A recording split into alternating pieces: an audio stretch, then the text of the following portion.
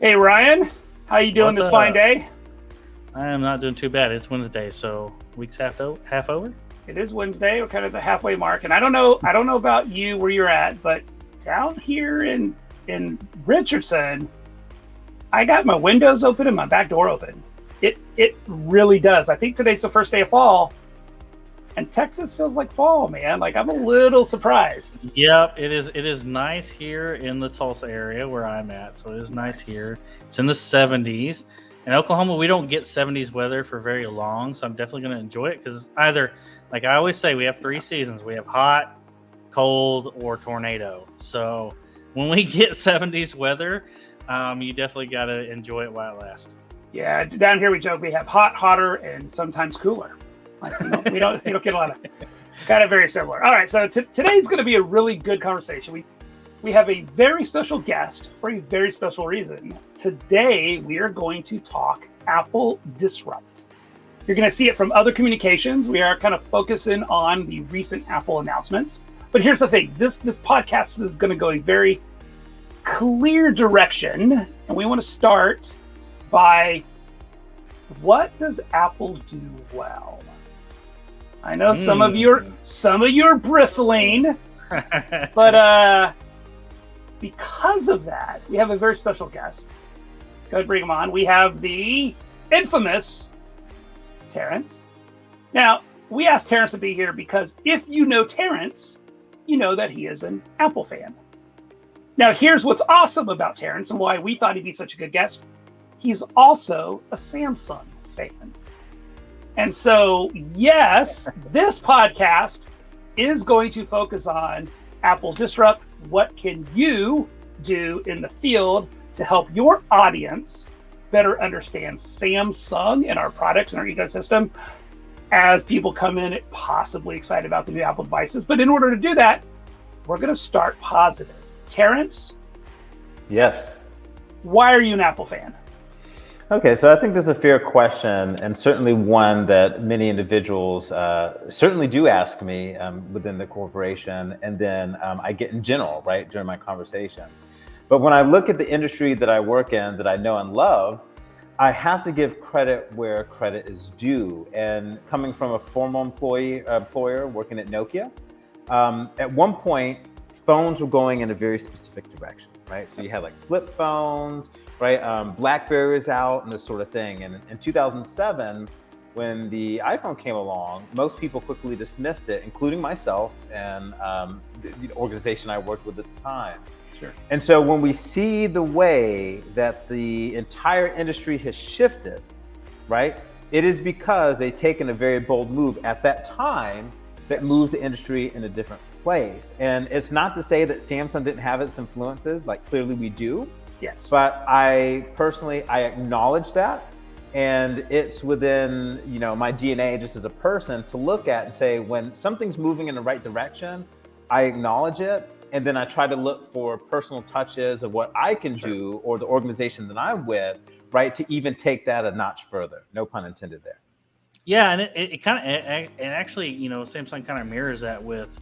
Remember when we first came out with the Note and the whole phablet thing? Like people scoffed at that idea, and of course, who needs a phone that big? Exactly, same way, and we kind of saw that with the foldables too. Yeah, correct. And just to take like that example for a moment. So not only was I one of them that, unfortunately, right, I did mock the iPhone a bit, right? Because like I had if anybody remembers, like a Nokia N95, like it had 8 gigs of memory at the time. It had MMS, right? A Carl Zeiss lens, and you're like, okay, this thing doesn't have any of those things. And then when we launched the Note, I remember looking at it and I'm thinking to myself, oh, I would never use this. And then of course the Mega, for those of you who've been around for a while, Mega that even stretched it further. But lo and behold, today, now every phone has grown much bigger, and we didn't have the foresight at the time, or at least some of us, that this was going to be the main computer that people used, regardless of it's in your pocket or it's right there on your desktop. Yeah. So I appreciate the honesty in that, and I'll add, I think, because I've commented on this before I joined Samsung. I had an iPhone. I just got my wife a MacBook Air because for her, it's easy, and it just works. And I know we talk a lot, or at least we hear others talk a lot about the Apple ecosystem and the way that their phone and their tablet and their computer and their watch and their AirPods all work together. And what frustrates me is that is correct, 100%. But so do ours. And as people come in to the stores, possibly excited about the iPhone 13, and I'll be honest, like I don't want to go negative, and I don't want Ray and Lee go upset with me. I'm not crazy impressed with the iPhone 13. I would still rather carry around an S21 Ultra.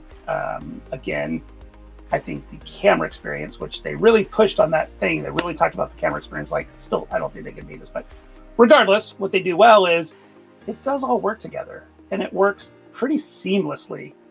And I get it's easy because they're a closed system, and we are not.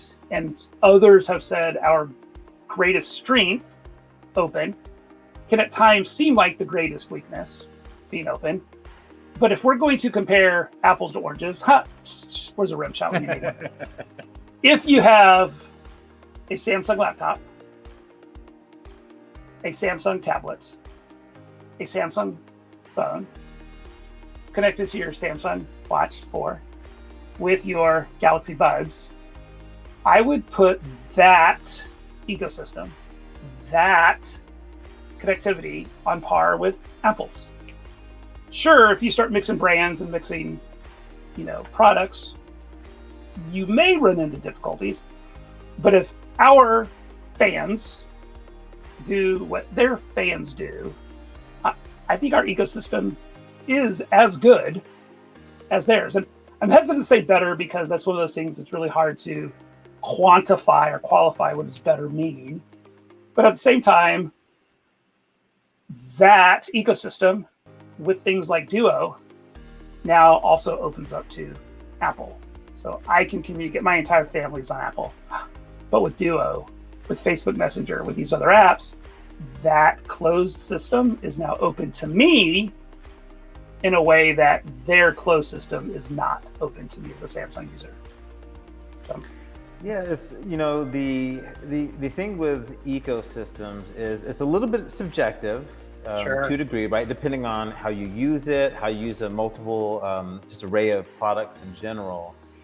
And I think for them, a particular strength they have is consistency within that ecosystem. Sure. So, for prime example, on Monday, September was, I guess, 20th? It's Wednesday now.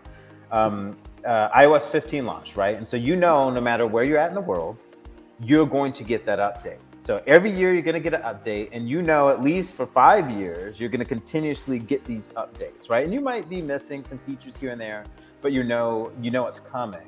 Right. And so it's interesting as a company, like we embrace change. Change is really important, but if we're really honest with ourselves, a lot of people do not like change in certain regards, especially when it comes to something as intimate as your phone that is with you each and every time. Like, you want to know where it's at. Just to give you like a quick little example of a change that their own users didn't like was Safari and bringing the address bar from the top to the bottom. Right now, I personally see the benefit of it. It's actually nice to have everything reachable, and it's already where the back button, home button, and stuff is. However, there's a learning curve that goes with it, and people griped about it. And so during the beta releases, they ended up bringing it back because they heard enough from their users that they did not like this.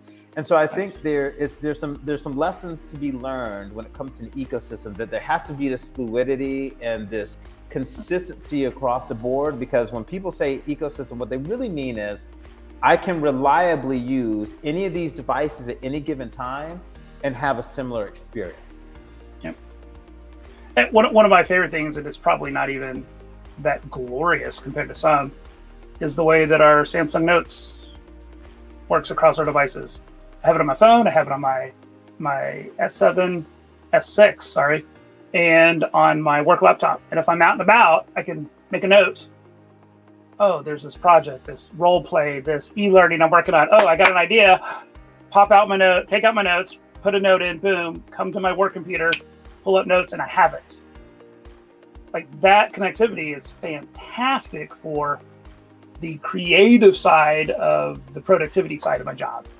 And that's, I just feel like oftentimes the way the world talks about Samsung, they don't acknowledge, oh, we're productive too. We work together too. Like we're integrated. We get it. We do the same thing, not to compete with Apple, but to give our customers that unified, connected experience. It's a very interesting point, Simon, because when you look at, so I think it's important to know your competition to a degree. And just to be clear, like from my standing of it is I just enjoy technology in general. So sure. I embrace it all. And just like, Arnold Schwarzenegger's character, the Terminator, would know the human anatomy for a very right. specific reason. Does he need it to function? No, but it makes him a better, assassin. Terminator. Right? Makes him a better Terminator. Yes, it makes him more efficient. And so, while I think it's important... Just remember, you can't kill anyone. Yeah, do not do that. Why? Just shoot all the knees. And so while it's important to keep an eye, I think something that they do that I know we mentioned in the side conversation, right? About like, I feel like we're always trying to chase them. And I don't know if that's the best strategy. And so I would say it this way. Imagine you're in a relay race, right? You're in the Olympics and your job is to run, right? Once you get the baton and it's passed to you, your job is to run. No runner would ever look over at their competition and focus on them, right? Like you got to focus in your lane at what you do best. And so sometimes we do ourselves a disservice by being so focused on them that people don't get to hear Samsung's messaging and what we do very well.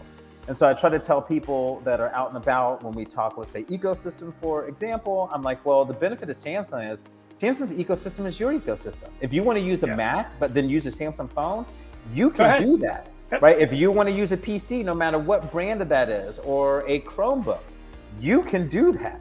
If you use smart things and you've got a Galaxy device, but your spouse has, let's say, an iOS device, you can do that. And so I think really setting up that way and really steering the conversation and focusing on us would really yield us not only better results from a sales standpoint, but it would give us a much clearer message. Well, and this is not an open versus closed comment. It's not meant to, but we're pretty inclusive. Like what you just identified is you got options, you got choices, you got a lot of them, right? You can literally pick what is best for you and your family, your friends, and your situation, right? Because we play nice with so many things. But so ecosystem is a big one. I do want to kind of shift the conversation a little bit because, customer surveys, the CMSI, CSMI, whatever, customer index stuff we get, shows that there are two, because I agree, I don't think we should be looking back, we should be looking forward. The only caveat to that is we do know that there's typically two Apple users, I guess, best way to put it, iOS users, who tend to gravitate towards Samsung. One are those Apple users that went to Apple, typically from Android, but they went to Apple for what they considered innovation or excitement. Like that, I want something cooler, better, more innovative. And this isn't meant to be negative, but some of them, what we're seeing in our customer surveys, is some of those customers are getting really frustrated or, like, where did all this innovation come from? Like even your example, well, that was 2007. Don't want to take anything away. They revolutionized the mobile phone industry. But that group of people is looking at Samsung going, oh, but I think you're doing that now with the folds. And for us, we do have a lot of self-identified Apple users purchasing our folded devices. And I think from what we've seen in the surveys, it's because of that innovation. There are people that are craving innovation. They want not just something new and fancy and cool, but this innovation really does provide a benefit to your experience. Flex mode being a great example. I literally can set my phone down and record. Done. It's easy. It helps me. I can watch something while I'm eating lunch, or I can set up a video call and hands-free. No longer looking at the ceiling because I got to lay my phone down, or propped up crazy against a drink. And it's an easy experience because of the innovation. That's really starting to put its stamp on the industry. And the other one is those people that got an iPhone, but maybe aren't connected Apple TV with a MacBook Pro and an Apple Watch, who haven't upgraded in a while and they're looking to upgrade. They're less, I don't want to say loyal, but I guess that's the right word. They're less loyal to Apple, and they're looking for a good, sturdy, affordable phone that's going to allow them to do what they do. And we see on our end, again, with those customer surveys, that's a pretty good chunk of our A series purchasers. People that, first it's Samsung upgrader, sorry, for sure. Other Android, but we have a good number of Apple upgraders who get into the A series. They're looking for a more affordable phone that does what they need. They're not really beholden to Apple, again, because of the ecosystem, or in their case, the lack of it. And they're drawn to the simplicity, but yet power of the A series. So, from the disrupt side, if I'm an FSM and someone comes in, those are, show those Apple customers the Fold and the Flip. We know a lot of them are really excited about this innovation. If they're carrying an older phone, maybe introduce them to the A series, right? Yeah, and I would just say, to your point, Simon, show them, a foldable. And I think I've mentioned this on at least one of the podcasts, if not a couple. I converted my brother-in-law to us simply by having him hold the Fold. Like that, really, that's all it was. And he had never used Android before, but he's getting up there. I'm sure he would appreciate. He would just love me saying this. But he's getting up there in the age, can't quite see as well as he used to. And when he held the phone and he unfolded it and saw how large that screen was, he was like, "Oh yeah, I'm gonna pre-order one of these." Like that was all it took, was him seeing that large display. And for him, he wasn't bought into the whole ecosystem, but to him the innovation was just ease of use. Well, instead of having to use another device to have that larger display, he could have one device and open it up into a larger display, and that's all it took for him to be sold on the Fold. And then we also got to remember, from my time being an RSA, and people, I still know people who are RSAs who still work in the store. You've got a lot of people that have bought or purchased phones just because they were on great sales, right? They may not be a brand loyalist, whether that be Samsung, other Android, or Apple, who only buy on just have that phone because it was free or something like that. Those are also opportunities that you can take advantage as well. But Terrance, I think you had something. I was going to point out, it's interesting when it comes to disrupt, to really figure out, get to really the heart of the concern. And in general, people tend to suffer from, the loss aversion, right? They tend to focus on what they're losing. And I think for us, the narrative is to focus on what you're gaining, right? And really honing in on that one. I think really once you start to go to that space and you start to open up that conversation, that it can get them thinking, and then they can discuss things like, oh, well, how important is this particular feature? Like, I know it was available, but if I didn't need it, again, one that they're going to lose, but then I gain these other awesome things in turn, or in lieu of it, then they tend to feel a bit more comfortable. And I think the toughest part is to get around that conversation. And when it comes to working with our stakeholders, like retail sales consultants, for example, my strategy is I tend to not go the negative route, because so many of us get in that trap of we want to be so pro Samsung. We want to talk about what we like, right? Like our brand, what we like. And what we don't tend to do is start to really scope it out, find out what they like, what excites them, and then redirect the conversation back to Samsung. So maybe a real quick example, if I may, while we were in a store here recently in Atlanta, One guy was heavy, company A user, right? He was really curious about like the 120 hertz. Like he's really excited about it. He's not exactly sure what to expect because before he's like, oh, I really see no difference because people just look at a screen side by side. And, clearly the best example wasn't given like gaming.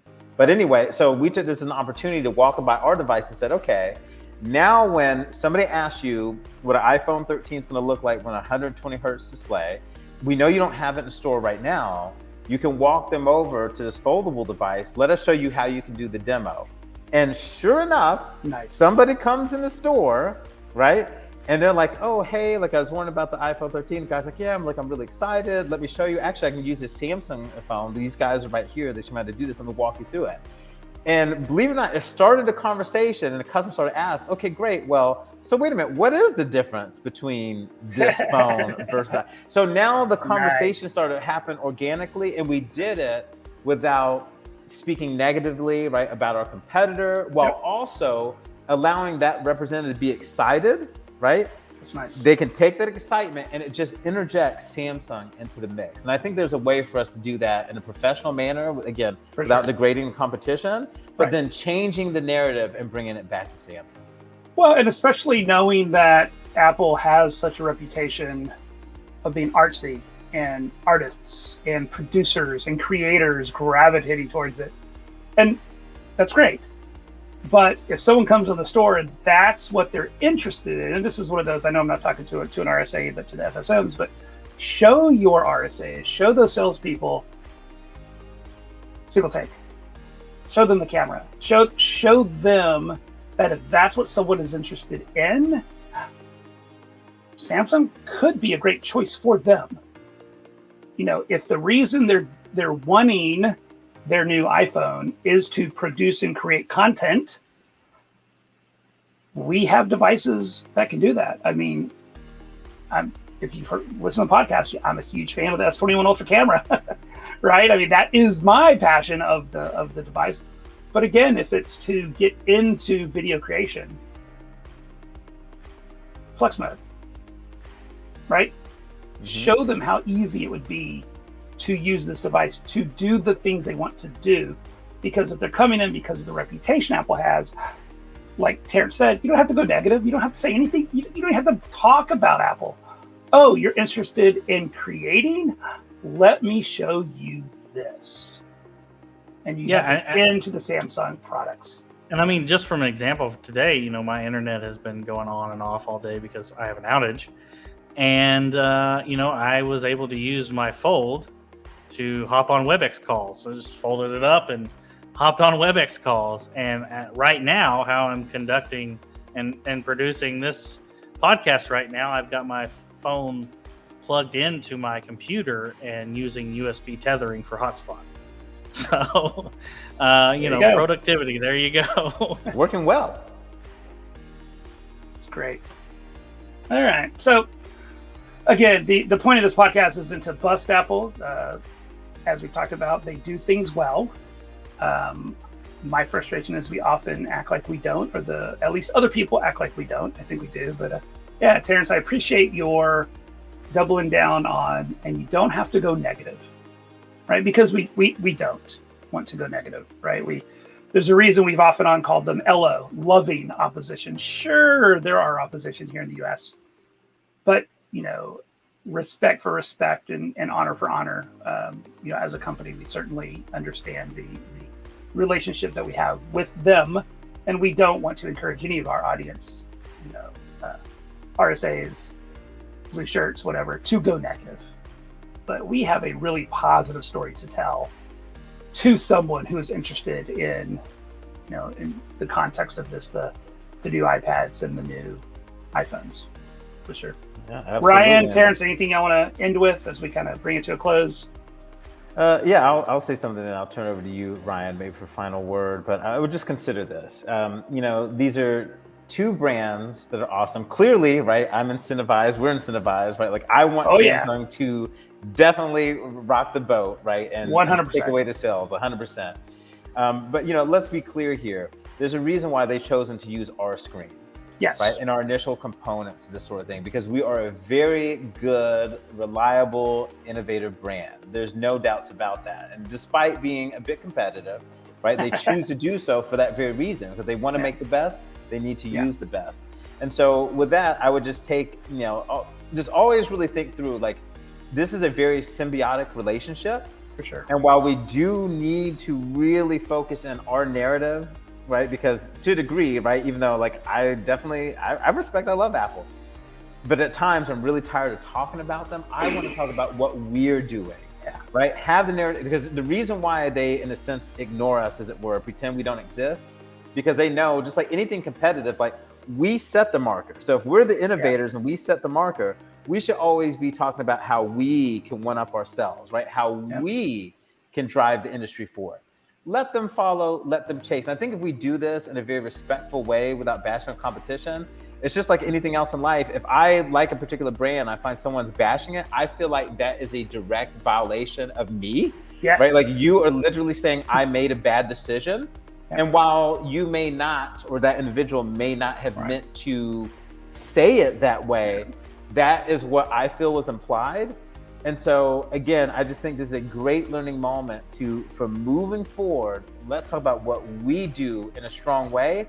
And not only that, but use that momentum, in a sense, against them. So when it comes to disrupt, it's this: disrupt that flow, right? Disrupt their narrative and bring it back to Samsung and what we do best, which is innovation. So that's what I will close out with. And then, Ryan, I'll certainly turn it to you. Good luck following that, buddy. I know. It's always a hard time just following Terrance in general. So I don't really have much to add to that. I think I'm going to leave that on Terrance. Yeah. Awesome, Terrance. Always a pleasure. Thank you for joining us, audience. Hope you got as much out of it as I did. Remember, we don't want to go negative, but we have an incredibly positive story to tell. Let's help our audience learn to tell it. Till next time. Bye.